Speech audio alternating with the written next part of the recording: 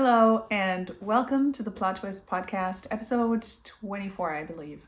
My name is Catherine. I am coming to you from Berlin, Germany, which is where I grew up and where I now live with my husband and our 3 kids.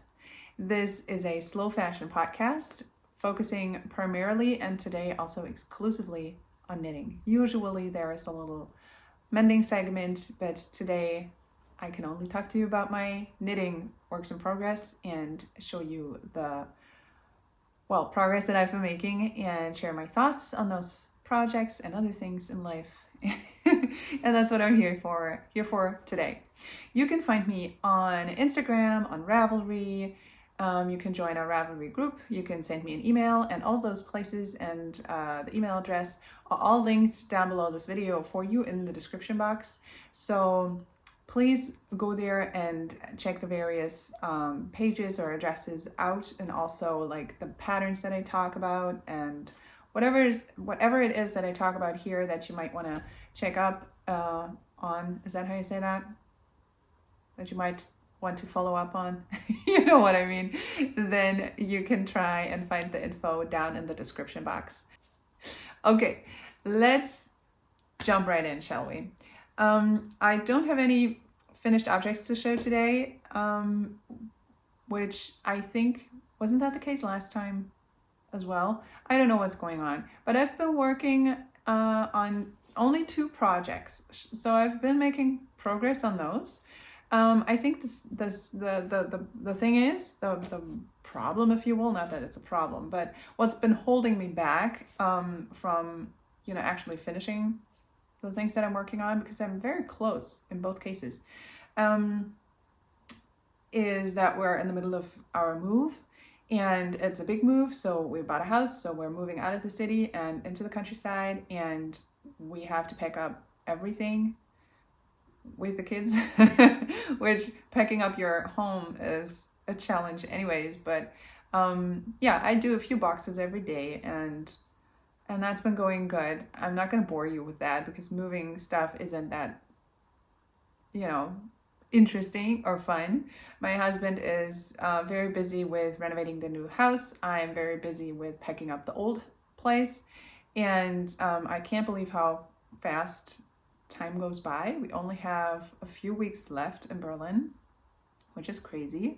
It's the neighborhood, like I said in the intro, that both of us grew up in. So it's a huge step for us to leave. I mean, our oldest son, the only one that's in school, he's 8 years old. The others are younger, so they're still in kindergarten. He attends the primary school that both of us also attended. So we are really kind of, our family history sort of is really woven into the fabric of this neighborhood. So it's a huge thing for us to go, but it's also very necessary because we've been craving the change, and also because we have a 3-room apartment, and there is no way in Berlin that you can find something bigger that is also still somehow affordable. So that's a crazy development of the last years, but also a very sad development, I feel like, because Berlin was always really known for its affordability and for the fact that families could actually live here and move here and be here. I don't think that's the case anymore. So we sort of have to go, but gladly we also crave that change. So we're not only fleeing the city because we have to, but also because we've been wanting to have our own property and our garden and a piece of land. So in case you've been interested. But that's why I have worked on very mindless knits and haven't finished anything. But that's okay. You don't always have to finish things, right? It's the process that's important. And yes, sure, you also want to get things off your needles at some point, and also like on a regular basis. But that's not what's front and center for me. So, okay, let me take a sip of my tea, which I'm drinking out of my Bloomingville cup that I picked up in Denmark. And I was just wondering when that was. I think in 2019, so the first year that we went, which seems forever ago because it was pre-pandemic. But yeah, black tea as usual. And in case you should be wondering, I've been taped up by my physical therapist because I have shoulder pain just up here, which isn't surprising with packing boxes and with the kids and with everything. So, but she taped me, and it's not looking as fresh anymore because it's supposed to stay on for like 3 days or 4, and it's at that point where it's starting to, well, just not look as fresh anymore. I've had a shower with that, so, but just so I hope you're not irritated by the tape on my shoulder. And quickly, sip and then what I'm wearing. And now, before I forget, because I will, what I'm wearing, because people are gonna ask me, this is the Cristallo tea by Knitting for Breakfast. Knit out of the Rerum Natura Penelope, I think is the yarn. This is the tutu colorway, and this is, I don't know what, Libellule. I think Libellule is the colorway. I'm linking the project page for it, and you may have, if you've been here before in the podcast, you may have seen this before. Both this very shirt and the other one that I have, which is also with this little very light pink on the top and gray on the bottom. So I've knit 2 of those. And as I've said before, but I'll say it again because it's always true, I'm debating which color combination to cast on next. Also deviating away from my usual light pink here. But then again, I really like it. So maybe it'd be fun to always have this color on top and just different colors on the bottom. And I mean, we've been having such a warm September, and you guys, I am not thrilled.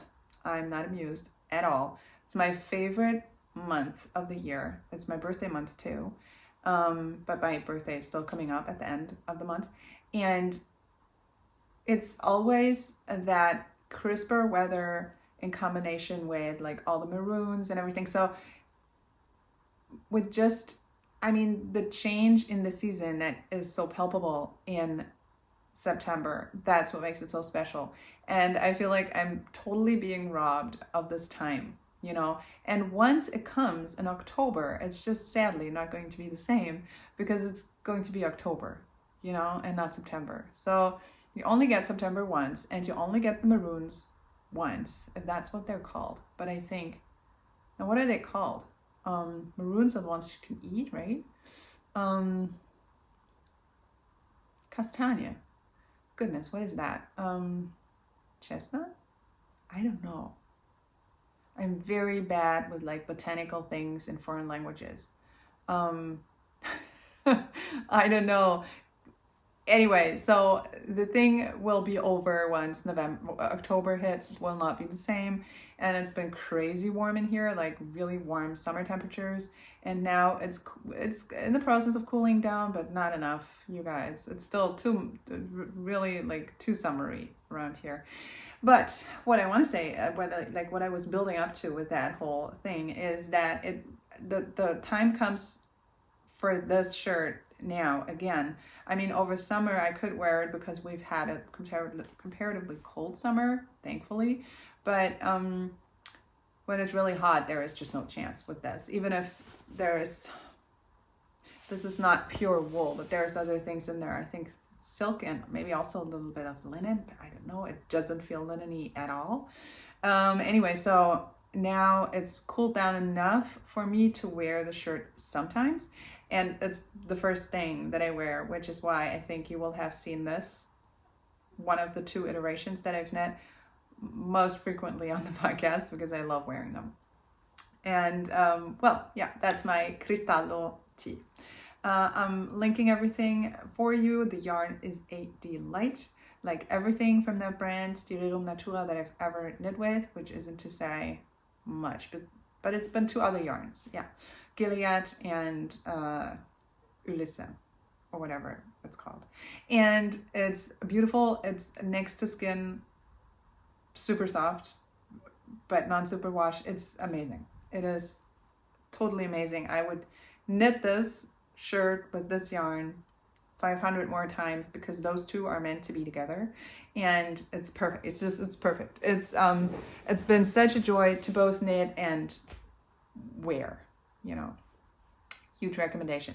Okay, now on to works in progress. And I can show you, I mean, last time or the one before, I don't recall. No, maybe I did have a finished object last time that I spoke to you because I had the rain boots done for one of my sons, or didn't I? I think I did have them off the needles because since we're moving to the countryside, I figured my kids are going to run around the garden in the fall in their rain boots all the time, and that's good, but rain boots are often cold, I feel like, because when you need them, it's usually so cold out that just a cotton sock and a rain boot are not sufficient, right? Especially if the kids stay outdoors for quite a while. And so I have knit one pair for my middle son, and now I'm going to show you the bigger pair for my older son. He's 8 years old, and they're meant to go all the way up to his knees, right? So that he can really pull them up and they're not going to slouch down in the boot, but they're supposed to stay nice up at the knee.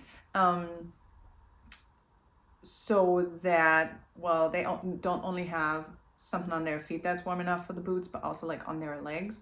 And if and when water splashes in, because it does with the kids, I don't know how they do it, it's at least wool that they have on their legs, so that when it gets wet, it's not gonna get cold like cotton, right? So that's what I have so far. So as you can see, I'm on the foot, and I'm going to talk you through the numbers and everything in a bit.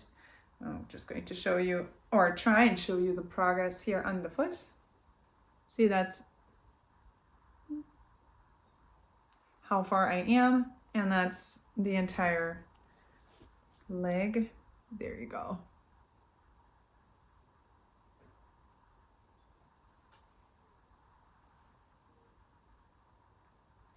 Well, it's hard to show, but I'll rather show you like this.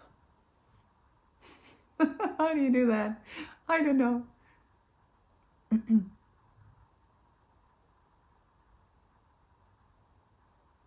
See? So that's one sock, and that's the other. It's kind of the same and not, because I used the same scrap yarn, but obviously every stripe in like self-striping yarn is going to look different. Oops. So that's that.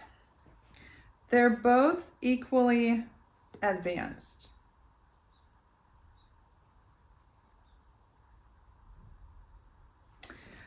And so what I did is the following.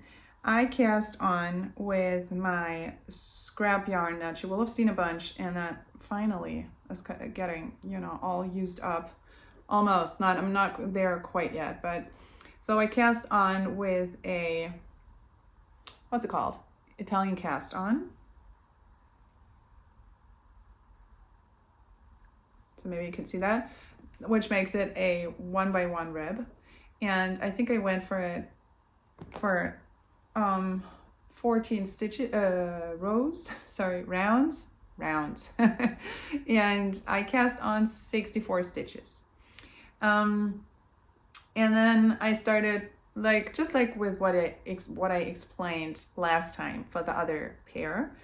I added in 10 rounds of the contrasting color, and then 5 rounds, of scrap yarn, of a gray scrap yarn. And so this upper stripe here is really another color as compared to the gray that appears throughout.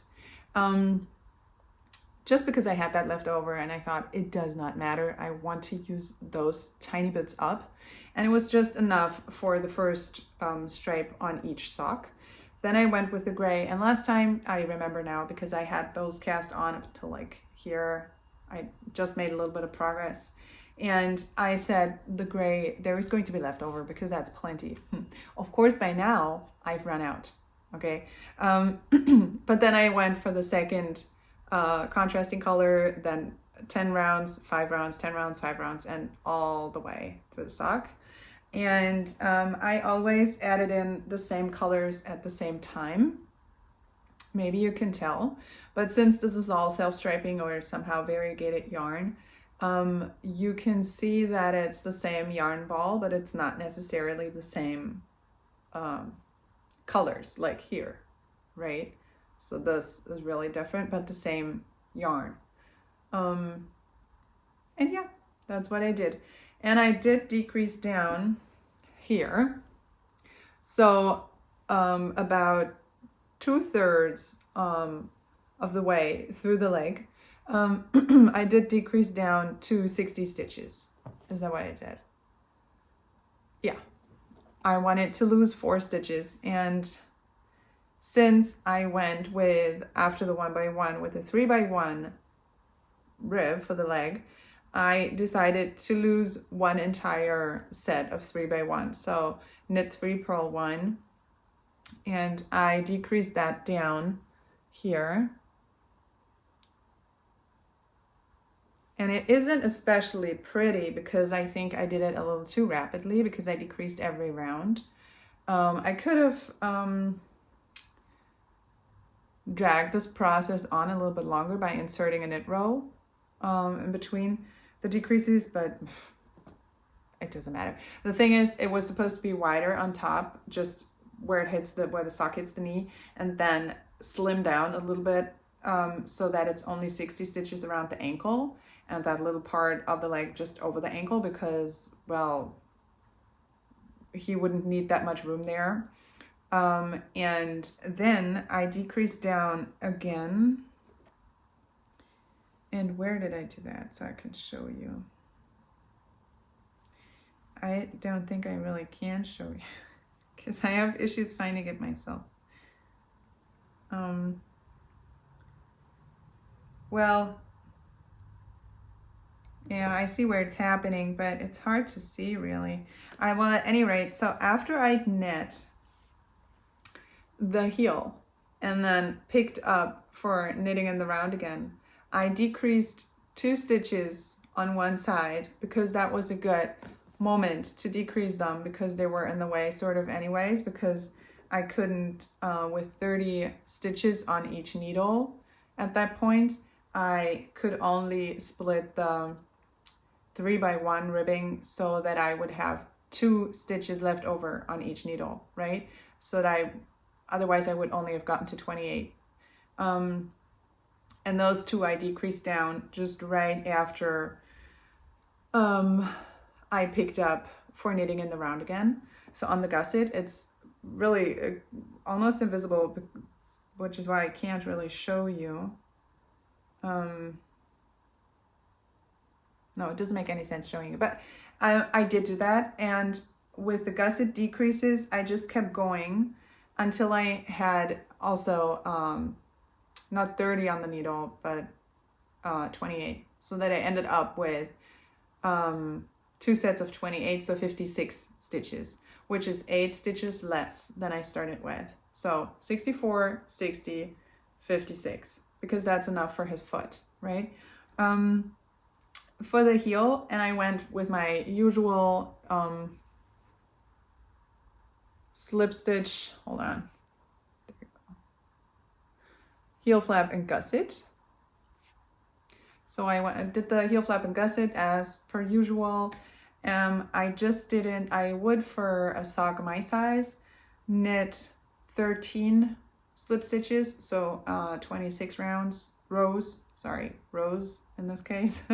And I think I only went for 12. Yeah. And then I picked up 13 along the selvage edge. So no, to be precise, I picked up 12 along the selvage edge and 1 in the corner of the instep and the heel flap, right? And then I went from there. And the more stitches I pick up on the side, the better for my family, because we all have very high arches. And if you pick up more stitches, it's going to make for a bigger gusset, and that is going to make that's going to accommodate a bigger arch. Accommodate for, you know what I mean. And hold on, my kids are coming. Sorry, the boys are home today because they claimed they were sick, and they were so adamant about that. And I don't like arguing with them when they say they don't feel up to it and they don't want to go to school. I find it hard to argue because It's for them to say, right? It's not for me to say. And because I don't feel it. I don't feel how unwell they are. And so after some talk about it, I said, well, okay, then stay home. And now they're playing a game together, and they come asking things. I mean, I told them it's okay, they can come in and just ask me stuff. But so whenever there's an interruption, I say, oh, okay, the boys are coming. So that's what's going on. Anyway, so I was talking about the gusset. So the more stitches, the longer the gusset, the higher the arch can be, right? So that's basically the idea. And I have now come to, oh goodness, it's hard to show when it's on the needles, but like the gusset is finished, right? I have knit 2 contrasting colors on the foot, and I think I'm going to knit, I don't know, 2 more and then put in the toes. So that's my work in progress, and I'm close to being done. But I put this down in between because I was on a roll. I really knit through these legs like no one's business. Like this went so fast. But then I pulled out my other work in progress, which I'm going to show you in a second. And that was, I really wanted to get that finished. So then I worked on that. And I didn't really feel the sock knitting.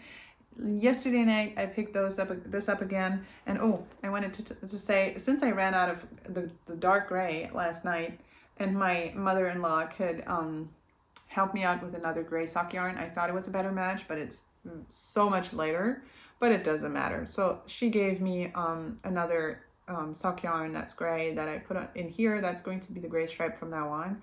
It's only going to be, well, used once more, maybe twice, depending on how long the sock has to be. He hasn't tried it on yet, and hence the change in main color, if you will, or the repeating color. Yeah, this is a perfect happy project, perfect to use up scraps so that you do not have leftover of the leftover, you know. And I'm knitting on my Chaku red lace 2.25 millimeters, so that's a US size 1 on both socks. I love knitting 2 at a time, but with 2 sets of needles, and just doing like 1 stripe on the sock, 1 stripe on the other. So it is 2 at a time, but it's not scrunched up on the very same needle, because yes, you can do it, and it's not that hard, but it's just a little bit of a pain, I feel like, for me, for my preference. And so I'm using up all sorts of scraps that I cannot tell you what they are, except that this is Arne and Carlos. They're what I think of as their Christmas colorway. So that's a well-known one, but all the others are God knows what. All of those were without tags when I got them, because my mother-in-law gave them to me when she just had a bag of yarn and said, well, do you want this, because I don't need this anymore. And I went through this and inevitably took something home. So yeah, and I think this blue is something that was left over from several Regia Perfect projects, because that was the yarn included for the heel or whatever. I don't know. I don't like the Perfect sock yarn at all. I like it for the yarn, but for the method, so you have a certain amount of, just one color for the cuff and for the toe and for the heel, and for the rest, you need to cut and then go forward to where the striping starts again, or it barely lasts for the heel. I don't like that aspect at all. I'd much rather have a variegated or self-striping yarn or whatever for the leg and the foot, and add in the contrasting colors myself. I find that such a better system for my taste. I'm only talking about, my preference, my personal preference, but the frustration with not knowing how much yarn is now going to be coming at me in that color for this particular heel, and no, that's too much of a, there's too much frustration involved in this for me for some reason. So I really don't want to knit with those, but I'm really happy I knit with this particular colorway, that because it's just very pretty. But I think that's where all this blue yarn comes from. But then again, it's so much blue yarn that I have that it doesn't account for one pair of socks. Maybe that was also from my mother-in-law. Who knows? But I decided to put in this really poppy blue, because otherwise with the gray, the socks are so toned down that I wanted to give it a little bit of color, right? And then I'm going to cast on, once those are off the needles, so sometime next week, I assume, another set of rain boots socks for my daughter, but those are going to be smaller because she's the smallest. She's only 2. And yeah, and I'm really looking forward to those because I have some scrap yarns here with very fun colors that I haven't even touched. And yay for that, because it's such a fun project. So those live in this tiny little bag, and I hope they're going to be done soon. And then I can show you my other work in progress. I said a lot about this last time, so I guess, what's going on? So I guess I'm linking, the video somewhere up here if you want to go back and hear everything about that. I'm just now giving you the very short version, but first I'm going to show the piece and then I'm going to talk. Hold on a second as I untangle.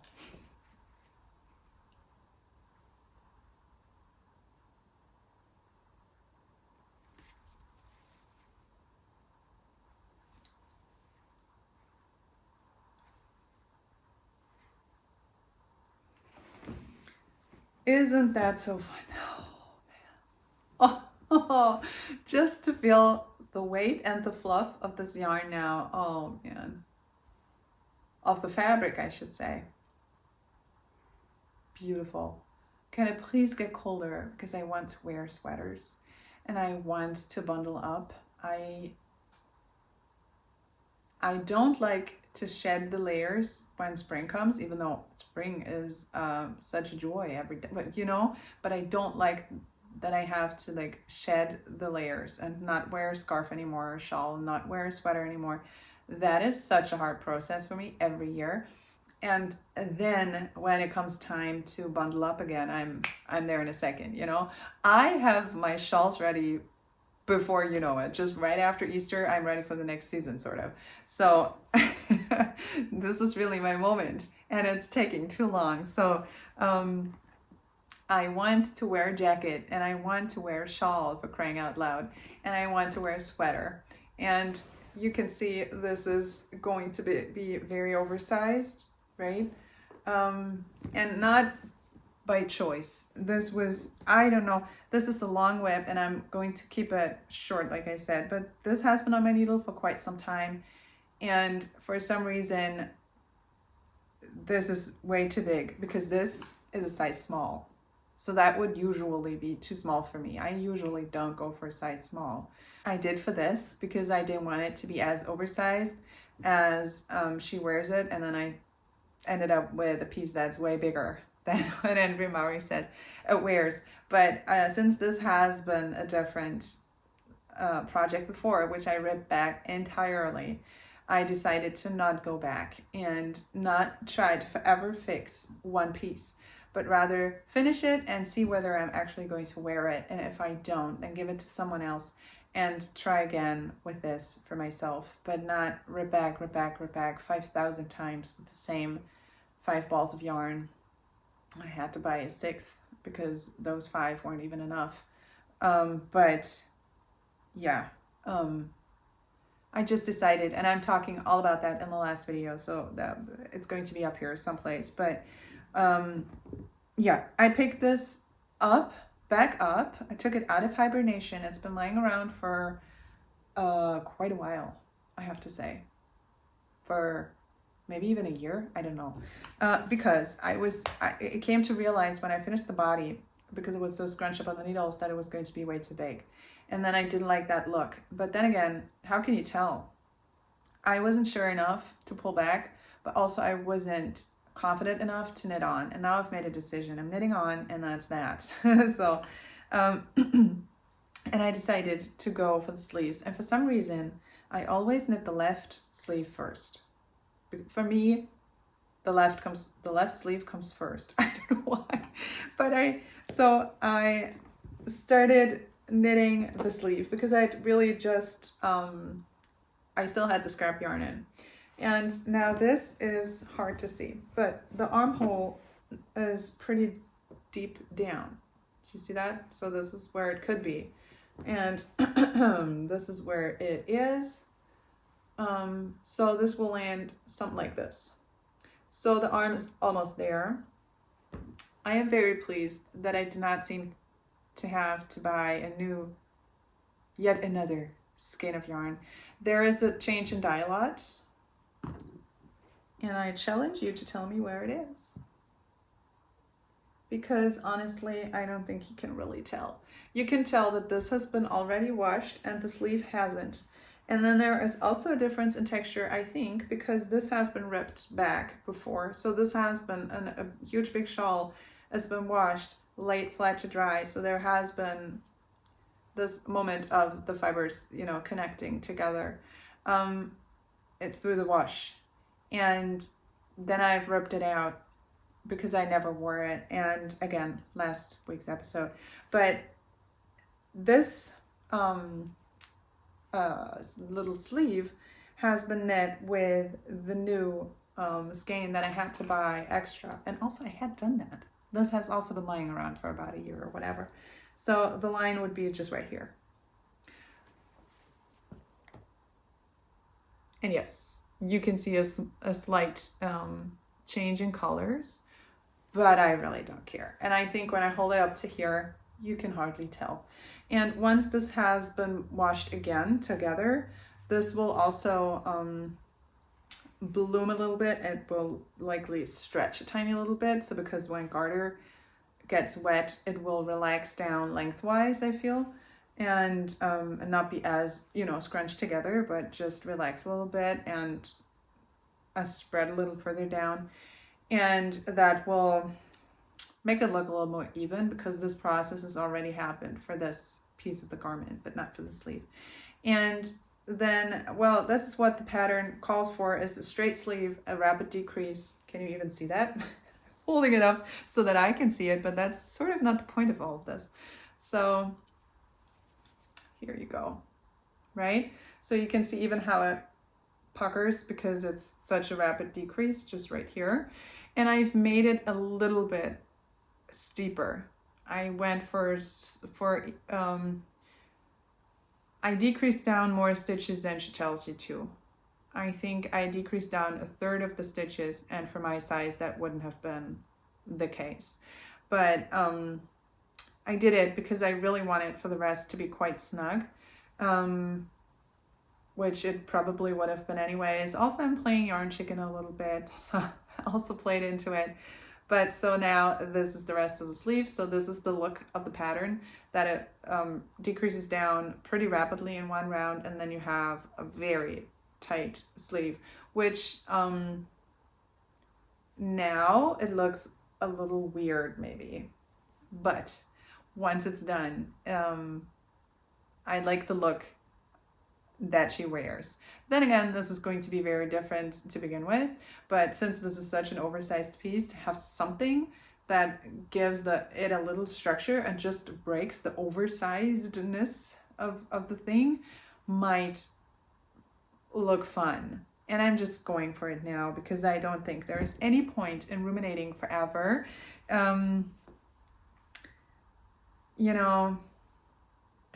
German, there's a saying, es gibt nichts Gutes, außer man tut es. So the only, there isn't anything good unless you do it. So the only way forward is to just do it already, sort of, in this case. And that's what I'm doing. So I'm not quite at this point yet with this sleeve, but I need to just knit a little bit more ribbing this section here. I mean, the sleeve doesn't look long at all, but it's, see, when I hold it up like this, you can see how it relaxes down a little bit. That's what I think will happen with washing. But garter, since it scrunches up so, you really need to knit quite a lot before you have that 15 centimeters or whatever. So again, for the color, I mean, I think you can hardly tell. And I love this pattern so much. I mean, isn't that just so amazing? And I'm learning to be a beekeeper, so that's just perfect for me. I started this obviously before I knew that, but before I knew that I was gonna do that class, that year-long class, and before I knew I was gonna have my own bees and whatnot. So, but I don't now, but I will. And now it's perfect. I hope it fits. The yarn that I'm using is Brooklyn Tweed Loft. Oops. In the, I hope it's focusing, Thistle colorway. And yeah, it's a gorgeous yarn. It's a treat for sure, which is another aspect for why I'm hopeful that this actually fits me. It was a little bit of an investment. It's a yarn that I was very excited about. The color, the quality, trying out the yarn. It being also very rare here in Europe, of course, because it's an American yarn and so on. So I really want to wear this. It's a delight to even just hold in my hands. I really hope this is going to be a sweater that I'm going to want to wear. I don't know. Stay tuned for that. But this is the rest of my hand wound, oh God, that word, hand wound. It's wound, hand wound skein. So that's what's left over. This teeny tiny floppy thing. And it's a little bit of a weird cake because I'm pulling from both sides, right? Because I'm pulling from the center for one sleeve and from the outside for the other sleeve. Because why make it easier if you can make it complicated? Yeah, that's what I'm doing. The ribbing is knit on smaller needle, which in my case is a 2.5 millimeter needle, and that's a US size 3, I think. Hold on, no, forget that. 2.5 millimeter, US size 1.5. And the other, so the body is knit on a 3 millimeter needle. That's a 2.5. So those are small needles for a sweater project. I don't know what's going on here. So I have tiny needles and a huge sweater. How can that be? I don't know. Also, I mean, it is what it is now. I'm not going to try and solve the mystery. It doesn't matter. It will be finished soon. And I'm just gonna, if I am to knit this again, make very sure that I knit the best swatch of my life. I know, however, that I swatched for this, and that's what makes it such an unsolvable mystery for me, because I did swatch. I did do a gauge swatch, and I cannot tell you what went wrong, but it can also, I can also imagine that the yarn grew, because I think it's an absolute lie that non-superwash yarn doesn't grow, because it does, but then again, I don't think that's necessarily what happened here. But the thing is, I don't know what happened here, so God knows. But that's my little bundle, soon to be sweater. I hope that next time we speak, I'll have this off my needles. I'm pretty positive. But yeah, no but. I'm pretty positive. Period. I try to finish some projects now before the move. Oh, by the way, this lives in my, oops, hold on, in my somewhat unmanageable leather bag. That was a gift from how do you say that and be grammatically correct? So that was a gift from my best friend's mother from school. And she gave me this bag, and it was from her student days. And for some reason, she wanted to give it to me. And I said, well, yes, thank you. And I am now using it as a project bag. And that's so fun because I always think of them when I knit on this. And yeah, I mean, I have now, with the move, started to pack up my knitting. You guys, I'm packing up my stash. I'm packing up my works in progress, or I have, because this has happened already. I left out a little bit of stash so I can still all of my sock yarn stash is in a shoebox. So this shoebox, I thought this is manageable. This is still out because now I'm knitting those socks for my kids, and I might want to grab just a scrap more, or put some back when I'm finished with my son's socks and want to start on my daughter's, and I don't want to mix all of the scraps. So I left out the sock yarn, and I left out another 2 boxes for different reasons of yarn, relative bigger than a shoebox, but not huge. And and then I started packing up. I'm looking to where I keep my works in progress. Now there are only 3 left, plus the 2 that I'm working on. And yeah, that's that. I don't have anything hidden anywhere. So the ones that I wasn't currently working on, I put those in like different boxes whenever I needed something light to put on top of books or whatever, you know. Then I decided on which other sweater project to finish after I finished this Wool and Honey. Oh, that's what it's called, by the way. Wool and Honey, the designer is Andrea Maury. I just sort of assumed, I guess, that people were familiar with that pattern because it's been out there for a while, but why would you necessarily be? So yeah, that's the designer. You can find all of that on my project page on Ravelry if you should want to, you know, follow up on that or check the pattern out or whatever. The pattern is beautiful.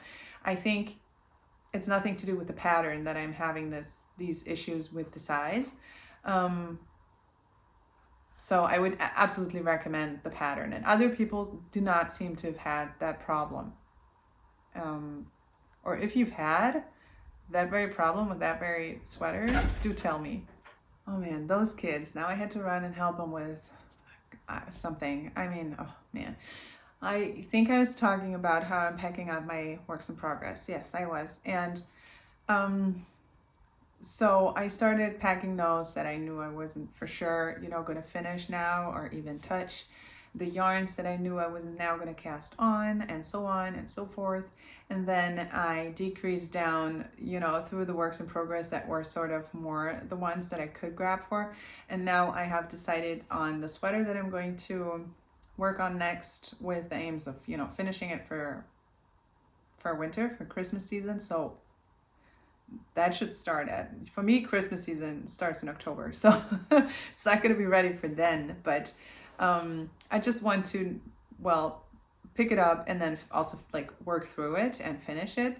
So that's my festive yoke sweater. If you remember, if you've been here for quite a while, then you will have seen that about you know, last year in November, December, January, something like that. I kept out another sock project, my Rainbow Connection socks, and the 2 works in progress that I have now, and the cowl I'm knitting for my son, that I was racing through, and I got such shoulder pain that I had to slow down. But I've realized when I picked it up again for like 1 or 2 rows just a few weeks ago, that it still gives me quite a lot of shoulder pain. So I might just work 1 row on the project and then put it back. But I wanted to keep it out for a bit. I don't know if I'm going to pull it out. Maybe I'll pack it up. But I thought I can also have to pack up the other yarns and the other works in progress. And the worst thing that can happen is that I just run out of things and can run or have to run and grab another skein of sock yarn, and that wouldn't be a problem. And I think like for instance, I put my Marled Magic shawl that I started a few weeks ago in a box, because I just knew I was not going to manage all of those like 35 individual yarn balls rolling around like as a choice for which color to put in next, and snip off a tail every other round. I was just not going to do that, now in the middle of the move, with my mind being everywhere, with me being very anxious about various things, whether or not they work like they should and everything goes as planned, and with my back and my shoulders very icky because I'm mostly handling the kids and home now on my own while my husband does all the renovation. So I just knew I was gonna need just, I don't know, a mindless knit, for lack of a better word. So something that would just be monotonous enough so that I could, that it would help me with my stress and it would just give me a little bit of, relief. Just the process of knitting in and of itself. And also I wanted to have not 5,000 project, but rather one bigger one, like a sweater, and just continuously work on that. So as to also give me the feeling of,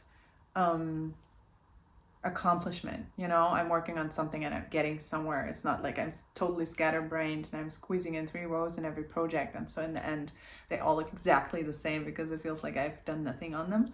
And also I would like to finish my Christmas sweater, so it is a very seasonal sweater that I'm knitting, so it's very Christmassy, because I love the yarn, I love the colors, I love the pattern. I want to have it done for Christmas, but not only like for the 24th of December, but before. So for the beginning of November, that would be really nice. And that will leave me with very little time to work on other works in progress, especially with the move. And if I can finish those socks, my daughter's socks, the sweater, and the other sweater by November, that would be fantastic, and that would be an insane amount of knitting. So we'll see about that. But then I felt confident enough to pick up all the other things, or almost all of the other things, and unpacking my stash and my works in progress is going to be interesting, because they're not in like 2 boxes, but in all sorts of boxes. And that's weird. So that was, I don't know, that was a little bit sentimental for me, packing up my knitting, because that for sure felt like now we're moving. And I could talk forever about the sentimentality or the sentiments of this move. But don't you worry, I'm not going to do that. I think those are the 2 projects that I can only talk to you about, like my works in progress, and then my future knitting, and then my entire process of, packing up, and how it's so weird when it comes to packing up your knitting, because it's such a safety blanket to have everything just right there at your fingertips. But then I made sure that I still had enough projects at my fingertips so that there's enough of a safety blanket there, and a spare one as well. So I think I can trust the process and just let go. And that's just what I'm gonna do. Hold on, I'm gonna go through my notes, and I'm totally on the wrong page here. What happened? Hold on. As for mending, like I said in the intro, I'm not going to show anything. I just mended little holes here and there, but nothing to write home about. I'm just trying to work through every little hole in every sock or sweater or shirt or God knows what as it appears, so that I don't take those projects to the new house, and also so that we don't have to miss out on those clothing items for much longer than we would usually, because of the nature of a move when everything is packed up and put away and you forget things and you don't find them, and so. And we're moving into a house, but it will not all the rooms will be ready when we move in. If we're lucky, we will have 2 bedrooms ready to move in, if we're lucky. And those are not going to be the ones that the kids and us are going to sleep in at the end. So the actual rooms where, everything has to go are still going to be in renovation then. So, which means that we're not going to fully unpack, but just the most necessary items, and then renovate as fast as we can so that we can move our stuff over to where it is supposed to live. And yeah, and that's the craziness of the move. I'll keep you posted, but fingers crossed that it's not going to be a total catastrophe. No, it's not going to be, but it's stressful for sure, and it's just an experience. But we are looking forward to it, and we knew we were going to move into a very old building. It's over 100 years old, and part of the buildings are 150 years old. And so it's a brick house, like it's an old farm. So you get what you get, right? And so there's a lot to be done, but that's also what we wanted to have, to get our mitts on. So, but then that means that the move is might be a bit more complicated. We'll see. We're not there yet, so everything might work out much more smoothly. My neighbor is starting to play her piano again, so if you hear that, she's a good player. It should not be too bothersome. I want to say something else. What was that? Oh yes, I did watch Bridgerton yet again. I just love that show, and I know, but it's such a fun show. And the colors, it's beautiful to watch. It's the costumes are just so phenomenal. Also, I would like to have those dresses. They're so beautiful. But I just like the show. I just like this little Bridgerton universe. I've rewatched both seasons again, as I'm waiting for the 3rd to come out, and I'm really bummed that it's only going to be in December apparently. So, and yeah, I'm rewatching Bridgerton until December probably. The second season, I think the female lead is Kate Sharma. I don't know the actress's name. I don't find her convincing, because if you ask me, she has like one facial expression and sort of tries to weasel her way with that expression through the entire show, and that's just not very convincing, because she, like, I don't know, I don't, that character doesn't, the character makes sense to me, but the way that it's acted, I thought they could have done that better. And I'm sorry, because I love actors and I know how hard it is, but this is not very, for me, it's not very convincing performance. But I do like all the characters that they cast for the actors that they cast for the 3 Bridgerton brothers, so the older ones, also Gregory, but for Anthony, Benedict, and Colin. I think they work so well together, and